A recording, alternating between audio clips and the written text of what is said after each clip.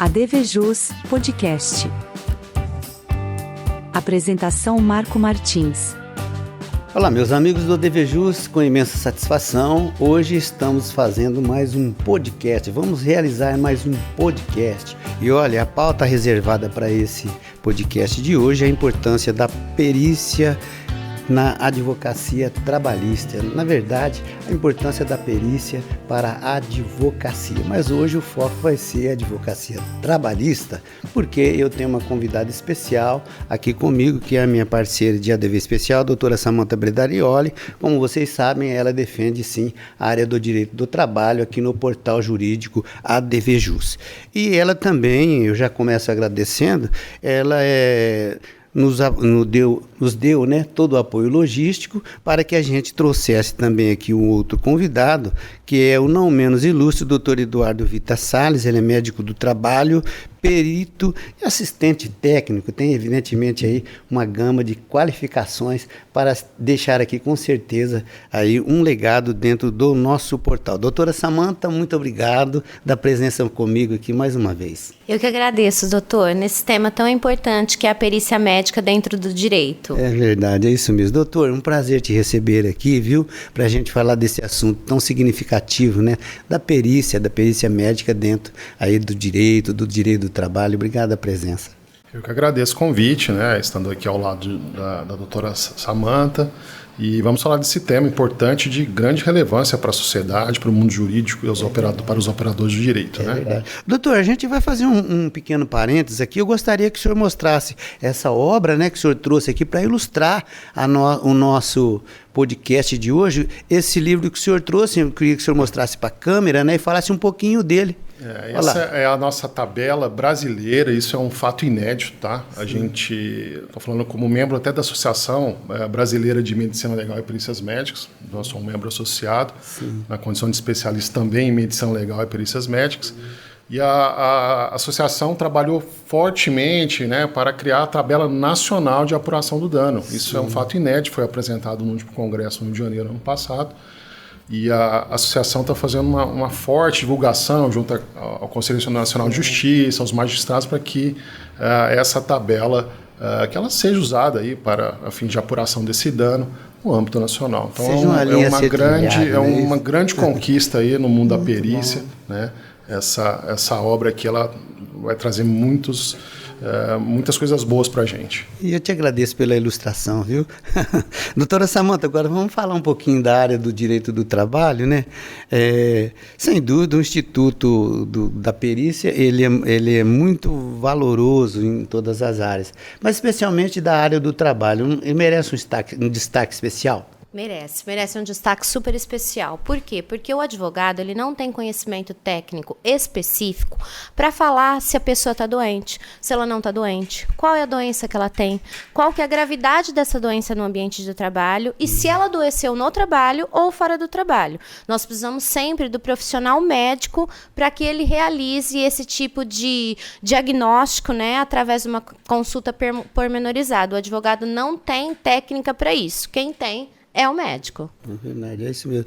Doutor, a senhora acha que justamente nessa linha que a doutora se referiu, né, de uma maneira geral, a perícia ela recebe, assim, vamos dizer assim, da maioria dos profissionais da advocacia, ela não digo só da advocacia, né, vamos falar do universo jurídico. A senhora acha que ela recebe uma atenção especial, uma atenção da forma como ela merece? Não, infelizmente não. Tá? A perícia médica, uma prova técnica, é importantíssima, sim, no processo, né? Sim. Ela não tem a devida importância, né? Muitas vezes não é dada a devida importância. Falta, eu acho que, mais divulgação, né, sobre o que é a perícia médica, a forma de abordagem da perícia médica, a importância da perícia médica, a capacitação dos peritos médicos, né? Sim. Então, acho que isso realmente ela fica aquém, né? E, como a doutora falou, é uma prova muito importante dentro do processo trabalhista. É verdade. Doutora, e assim, quais são, né, os indicadores mais fortes, né? Quando a senhora já está sendo patrona num pedido trabalhista, né? Quais são os indicadores mais fortes que indicam, né, a necessidade da busca de um profissional da perícia? Olha, sempre quando o reclamante ou quando o autor de uma ação vem procurar a gente com uma queixa médica pontual.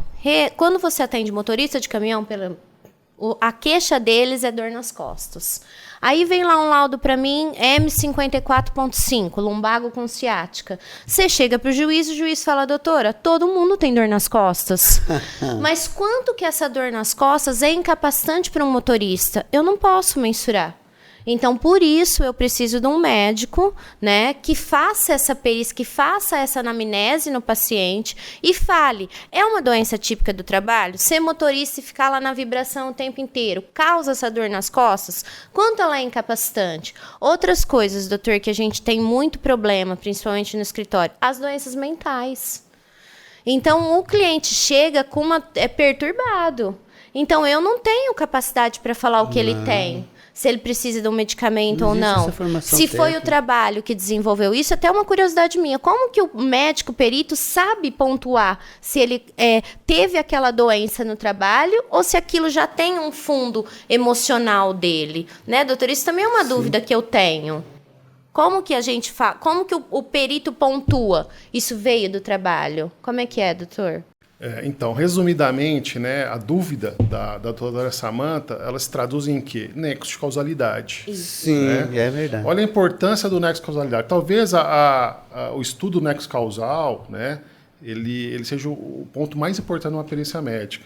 E aí nós temos conceitos para abordar, nós temos critérios para analisar. Né? Sob o âmbito médico legal, por exemplo, nós temos critérios para verificar, né? Se há alguma relação de causa e efeito sobre determinada doença ou trabalho. Né? E como que a gente faz isso? Né?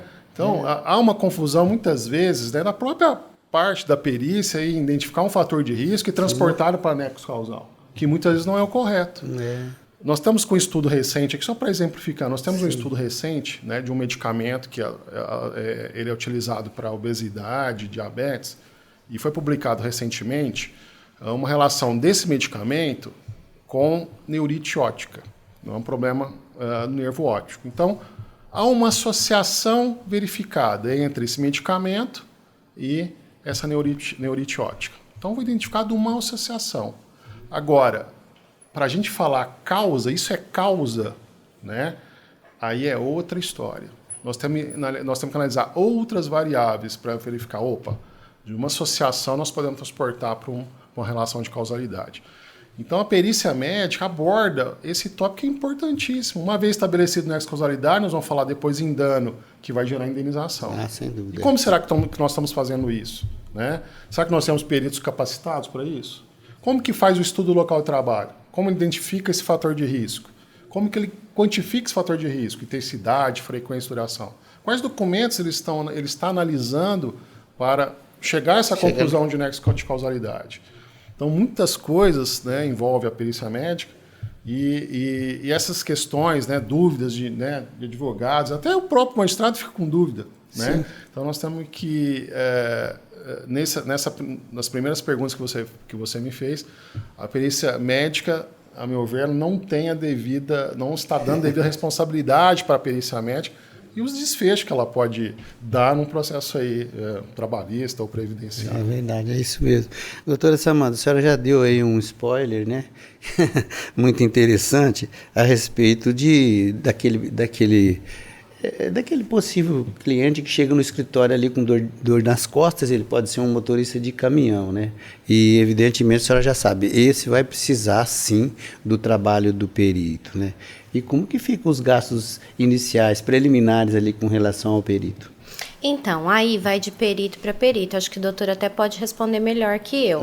Como nós trabalhamos com uma gama de clientes que são hipossuficientes, ou seja, eles recebem salário para comer, fica difícil para eles pagarem um perito.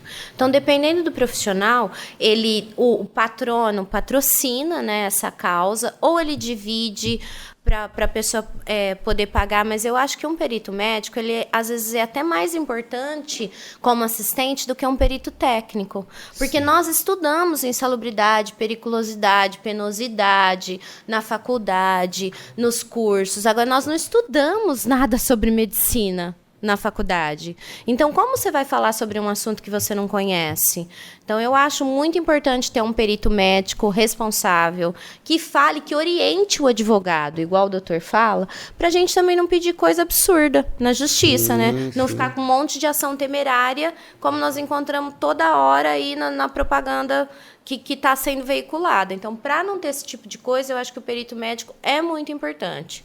Principalmente enfermidade mental. Vou me estender mais um pouco. O que está sendo veiculado agora? A mudança da norma regulamentadora número 1, que todas as empresas vão ter que ter um profissional especializado em saúde mental para garantir que todos os trabalhadores estejam bem. Por quê? Porque o INSS, o maior benefício que ele paga é de doença mental, é de depressão, é de síndrome de burnout. Então, em conjunto, estão tentando resolver esse problema. Mas o advogado sabe quando uma pessoa está deprimida? Não. O médico sabe. O médico sabe. Isso é importantíssimo, né? O que a doutora Samanta apontou. Nós analisamos viabilidade de processo. Sim. Né? Então, dentro das atividades nossas, eu faço isso como assessoria, né? E trabalho aí com escolas de advocacias e empresas, a gente analisa a viabilidade do processo. Né? Por muitas vezes, né, uma linha de raciocínio do advogado junto com o cliente, né? E às vezes aquela linha de raciocínio não é mais adequada, porque a gente tem outros elementos de interesse médico, legais, que nos mostram outro caminho. Então, às vezes, uma doença A não é aquela causa de incapacidade, não há elementos que comprovem alguma relação de causalidade, e muitas vezes a gente identifica outros elementos, aquela doença B, né, que pode ser a geradora do problema, da incapacidade e tendo origem no trabalho. Então, é importante esse trabalho com a perícia médica, com o perito médico, desde a viabilidade, né, desde da criação da peça, né, nós temos como, aí, junto com o advogado, né, fazer uma peça, né, com raciocínio ali médico-jurídico, né, e, obviamente, acompanhamento da perícia, as manifestações e ajuda em impugnações de laudo, porque nós vemos aí, às vezes, laudos, né, que não estão em nenhuma conformidade com o nosso Código de Processo Civil. Né? Nós, não querendo ser tão técnico aqui, mas a gente fala de um código extremamente importante, do artigo 473, né, para a perícia médica, e que a gente vê muitas vezes que não há respeito na abordagem desse artigo. É isso mesmo. Então, e é isso mesmo, doutora Samanta, nessa mesma linha que o doutor está se manifestando, né? Excelente, aliás, viu, doutor? Eu queria te perguntar o seguinte, né? Qual a melhor forma, né? Porque às vezes você se depara ali já com o laudo acostado, né? Qual a melhor forma de se impugnar, de se combater esse laudo? Talvez seria um outro laudo? Eu acho que a única coisa que rebate uma prova médica é outra prova médica contrária à prova que foi juntada. Sim. Né? Mas aí, como que nós vamos precisar fazer isso? De novo, nós vamos precisar de um auxílio de um médico. Porque para eu rebater um diagnóstico, eu preciso de um diagnóstico diferente. Sim, sem dúvida. Então, o que a gente faz? A gente até estuda, tem cursos com peritos médicos que a gente faz, mas a técnica mesmo, quem tem é o profissional da área. Verdade. Então, não adianta o advogado invadir outra área que não é a dele. Sabe? Nós sabemos fazer, nós sabemos trabalhar com lei. Então, quem sabe trabalhar com doença é o médico. Então, eu acho que nós precisamos do auxílio dele, como o doutor falou, vendo a viabilidade do processo. Certo. Doutor Eduardo, e às vezes, mas eu não sei, né? Vamos supor no caso de o doutor Eduardo ter sido nomeado pelo juiz de tal vara, né? Não aqui em Ribeirão Preto, em outro lugar longe. E o senhor, dentro do profissionalismo que o senhor exerce, o senhor vai lá e faz um laudo de acordo com o que o senhor analisou, com critério profissional e técnico. E aquele laudo é acostado. E depois esse mesmo magistrado, ele não digo que ele não aceita, né? E nem contesta, mas ele talvez ele precise de alguns ajustes dentro daquele laudo, mas o laudo já está perfeito. E veio essa segunda provocação. O que o perito vai fazer? Olha, quando o magistrado não aceita o laudo, alguma falha ocorreu. Tá? Não pode ter sido dele também? Alguma coisa ocorreu. Né? Isso é motivo de análise. Por quê? Se eu seguir corretamente, se eu analisei o que ele está me pedindo, eu fui designado. Né? E o que ele está pedindo para mim? né? Se eu seguir, se eu atendi o magistrado, respondi ao que ele está esperando de mim, se eu utilizei minha metodologia correta, se eu fundamentei, fiz a minha análise técnica, fundamentação, né, correta, né, mostrei a literatura, né, a literatura usual para o assunto, eu acho que é muito pouco provável o magistrado não aceitar aquele laudo. Alguma coisa ocorreu. Então, acho que tem que haver o quê? Uma necessidade de esclarecimentos, né, pelas partes. Alguma coisa tem que ser ocorreu, tem que ser analisada, porque isso não é, vamos dizer assim, comum. Quando a gente tem um laudo muito bem feito, seguindo, né, o artigo que a gente citou aqui, né, mostrando o objeto da perícia, não extrapolando o objeto da perícia, mostrando a literatura que nós acostamos, todo o raciocínio técnico, né, a análise toda fundamentada, é muito pouco provável que o magistrado não aceite o nosso laudo, é a nossa conclusão. Então, alguma coisa ocorreu que é merecedor de análise. Verdade. Doutora Samantha, eu não quero fazer aqui o papel do advogado do diabo, não. Já fazem. Mas eu quero te perguntar uma coisa, porque o que a gente acabou de ouvir do doutor Eduardo, que pode existir, né? Inclusive, um pouquinho mais para trás, a gente falou do laudo acostado e vem um outro laudo. É aquele negócio que a gente chama de briga de laudos, né? E depois, esse processo sobe. O magistrado aqui, evidentemente, ele quedou-se daquele lugar que ele fez o ponto de convicção. Mas foi lá para Campinas, né? Para o 15ª lá. A senhora acha que a tendência desse tipo de decisão aqui, justamente baseada naquele laudo que o juiz, às vezes, nomeou o próprio perito, ela tem uma tendência de quedar para o lado da procedência da sentença, ou ela vem para talvez trazer alguma modificação? Olha, eu tô tendo uma grata surpresa com o tribunal da 15ª Região, porque nós estamos fazendo sustentação oral em quase todos os processos que venham com algum tipo de pedido improcedente, e eles escutam a gente. A sentença ela só é confirmada se realmente ela veio com todos os elementos probatórios, a fundamentação perfeita, a conclusão perfeita. Se não, há modificações do tribunal, sim.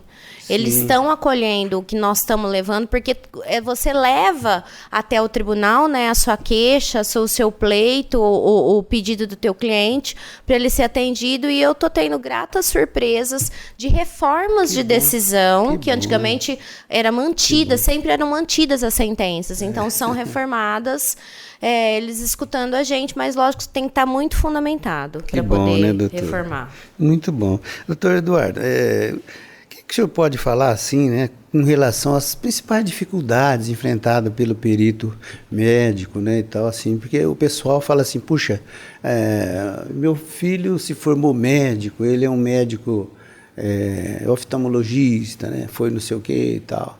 Ah, meu primo, ele é um médico perito. Puxa, mas que bom, o médico perito já faz o laudo lá, já ganha o dinheiro, é um mar de rosas. Pelo que o senhor está falando, não é bem assim. O que o senhor pode falar? Não é bem assim, não. Hoje, nós temos a especialidade médica, né, que é para atuar na perícia médica. Né? Nós temos aqui a especialidade de medicina legal e perícias médicas. É uma especialidade relativamente recente, né, em que a sociedade, a Associação Brasileira de Medicina Legal e Perícias Médicas, fomenta as criações científicas, né, a formação desse profissional, a prova de titulação. Então, nós temos uma especialidade, né, da perícia, medicina legal e perícias médicas, né? E ela, como especialidade, ela tem, obviamente, as suas dificuldades né, óbvio, é uma especialidade que vem crescendo muito, todas as áreas, né? Justiça, parte civil, trabalhista, previdenciária, até criminal, né? Ela precisa desse olhar da perícia, né? Então, é uma área em constante crescimento, com oportunidades para os médicos. Por outro lado, nós temos que ter médicos bem formados. Sim. Então, nesse aspecto, eu gostaria de até pontuar a nossa sociedade, a associação, que nas capacitações dos profissionais, né, fomentando tudo isso daí, né, nessa questão de levar a especialidade, né, aí, né, para a mídia, mostrar a importância do profissional bem capacitado, né, nessa formação. E como também todas as profissões, nós temos profissionais que, obviamente, se aventuram em cursos aí de internet de um mês e para atuar numa perícia trabalhista, uma perícia previdenciária, que a gente, obviamente, está discutindo toda essa problemática aí. Só a título de exemplificação, uma vez eu atuei num processo como assistente técnico, em que 4 perícias foram anuladas. Nossa! 4 perícias. Então, imagine o custo para a sociedade. Uhum. Olha o custo para a sociedade. Era uma situação de uma acidente de trabalho em que gerou um dano ocular, né? E o magistrado pediu uma perícia oftalmológica. Mas estava claro no despacho do magistrado qual que é o objeto da perícia. Olha, você vai me falar isso, isso e isso. Todos, 3 anteriores, falaram coisas que não deviam. Extrapolaram, né? Então, os pontos controvertidos ali já estavam elucidados. E eles não atenderam o objeto da perícia, não atenderam o que o magistrado pediu, que gerou anulação. Então, depois, só na 4ª perícia, que obviamente o profissional, né, talvez mais preparado, entendeu o despacho do juiz, olha, eu preciso falar isso, eu vou observar isso. Outras coisas já foram elucidadas. E aí houve a sequência. Mas imagine o custo disso daí. Não é brincadeira, né? É a sociedade toda envolvida, né? Então a gente precisa de ter profissionais bem formados. É uma área constante evolução. A demanda é muito grande, né? Mas nós temos que ter profissionais capacitados. E eu faço essa ressalva, né? Ressalva de que nós temos uma associação que está lutando para isso daí. Formar, para capacitar profissionais titulados para que atuem nas diversas áreas aí da justiça. Doutora Samanta, nós falamos já bastante da advocacia trabalhista, né? Mas nós sabemos também, né, da importância da perícia na advocacia previdenciária. Aliás, o pessoal fala, eu vou ter que passar pela perícia, eu não sei se vai ser suspenso o meu benefício. Isso acontece muito, não é isso? Acontece todo dia, isso é o que mais acontece. Você passar pela perícia e não ser aprovado na perícia previdenciária dentro do INSS, né? E depois, então, o que a gente faz na justiça? O que a gente faz? Não, a gente entra na justiça e pede para um médico que seja especialista examinar esse paciente. Nada contra os médicos do INSS, tá? Vou falar uma coisa polêmica aqui, até quem controla as minhas falas tá aí para escutar se eu estou errando ou não. Mas o perito do INSS, às vezes, não tem o conhecimento técnico específico. A gente precisa do perito da justiça. Então, quando o cliente chega no meu escritório, eu já falo para ele, você vai se submeter a uma perícia no INSS, mas você não vai passar. Depois, a gente vai entrar na justiça e lá você vai ser atendido por um médico que vai te analisar. Então, são 2 mundos, eles me falam. Um mundo quando eles são atendidos no INSS, que geralmente não é um mundo muito legal, e o mundo quando eles são atendidos na justiça. E o perito da justiça, ele dá voz para essa pessoa, porque o advogado não pode acompanhar o cliente na perícia médica, mas o perito atende o cliente com hombridade, com honra, ele escuta, o perito médico na justiça, ele escuta o paciente, e lá ele faz o laudo. Então, assim, a perícia médica, ela tem 2 vertentes para mim. A perícia médica previdenciária e a perícia médica judicial. Eu acho que a perícia médica judicial, doutor, me corrija se eu estiver falando alguma coisa errada, ela é muito mais sensível. Né? Porque ela está vendo todos esses pontos jurídicos e médicos ao mesmo tempo. Então, eu confio nos profissionais que estão atendendo na Justiça Federal. E os profissionais que estão atendendo no INSS, eles precisariam ter um pouco de mais sensibilidade social, eu acredito. Isso é importante. Doutor, ela fez uma separação do joio e do trigo, né? Como que o senhor avalia essa condição? Me deixou em saia justa. Eu acho que alguma coisa está ocorrendo, né? A demanda de ações aí contra o INSS são gigantescas, né? Então, alguma coisa está ocorrendo. O que eu poderia falar é o seguinte, eu acho que nós tivemos modificações nos procedimentos do INSS que não foram legais. Verdade. Nós temos aí a possibilidade de avaliações por atestados, assim, avaliações documentais. E nós estamos analisando a questão de capacidade laborativa. Vamos colocar para os 2 lados. Né? Alguém que encaminha um atestado de uma lombalgia de 90 dias. Nós estamos pagando a conta. Você, eu. Nossa, não é todo mundo. Será que realmente ele está incapacitado? Vamos olhar para esse lado. né? E, por outro lado, será que aquele segurado que solicitou um afastamento por 90 dias, depois ele pediu uma prorrogação e ele passou numa perícia e foi indeferido, será que ele foi feita uma avaliação adequada? Né? Então, os procedimentos do INSS estão sendo discutidos aí. Tá? Muitos aí, está a nível aí de conselho, na questão de conselho de medicina, né, da entidade de classe, esses procedimentos envolvendo apenas a análise documental, né, essas questões, né, envolvendo a perícia médica presencial, né, nós temos modificações toda hora de instruções, com instruções normativas novas do INSS, às vezes fica até difícil de acompanhar. Né? Então a gente precisa tomar muito cuidado, a avaliação de capacidade laborativa não é tão simples assim. Não é tão simples. Né? Então, nós temos que diferenciar isso. Será que é possível nós colocarmos definirmos um tempo de incapacidade apenas para uma análise documental? Será que não estamos pagando a conta? Quem que vai pagar essa conta depois? Verdade. E os procedimentos? Será que precisa melhorar algum procedimento do INSS em relação às perícias presenciais? Será que tem que ter uma maior comunicação? Aqui, isso já foi motivo de muita discussão em congressos, muito debate, na esfera nossa médica. O que eu vejo, falta comunicação entre médico assistente, médico trabalho e médico perito do INSS. A comunicação não é legal. Porque o médico assistente trata o paciente. Ele informa ao perito o que ele tem, qual foi o tipo de tratamento. Muitas vezes o relatório não é mais adequado. Sim. E não há comunicação adequada. O médico de trabalho, por sua vez, está ali no meio, está ali num contrato de trabalho, né? E que nós temos, uma vez caracterizado uma impossibilidade de trabalho, né? Ele tem que encaminhar ao INSS. O INSS muitas vezes não entende o médico de trabalho. E não há comunicação adequada. Então, eu acho que a comunicação, quando passando ponto mais técnico, a comunicação é muito ruim entre médico assistente, médico de trabalho e médico perito. E esse tripé é complicado. Está no meio, o cliente, o paciente, o periciando. Então, a gente tem que pensar nessas duas coisas. Né? Será que não estamos aí, os procedimentos não estão equivocados, não estão pagando a conta? Por outro lado, será que precisa ser revisto os procedimentos do INSS? Né?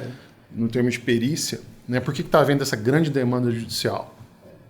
Né? Então, acho que são questões para a gente analisar. É isso mesmo, doutora Samata. Nós estamos no finalzinho do nosso podcast aqui do ADVJus, né? E diante do que o doutor falou, o que a gente pode deixar consignado é o seguinte: nós somos brasileiros, não desistimos nunca, né, doutora? A gente não desiste nunca, né? E aprende sempre. O que é mais importante, a gente toda vez aprende alguma coisa nova, né, com os profissionais de outra área. Tá certo, quero te agradecer muito a presença sempre aqui com a gente, com a parceria, viu? Eu que te agradeço, doutor. Obrigada. Tá certo, muito obrigado a sua presença conosco aqui hoje, doutor. Eu que agradeço. Obrigada, tá certo. Legal demais. Você vai poder ver esse programa e rever, evidentemente, vai ficar lá consignado, né, postado no youtube.com/advjusnet. Vê lá, tá? Fico por aqui, prometo voltar breve com novos podcasts. Forte abraço, até o próximo. Com os trabalhos técnicos de William Silva e Nilmar Martins. Apresentação Marco Martins. Muito obrigado pela sua audiência.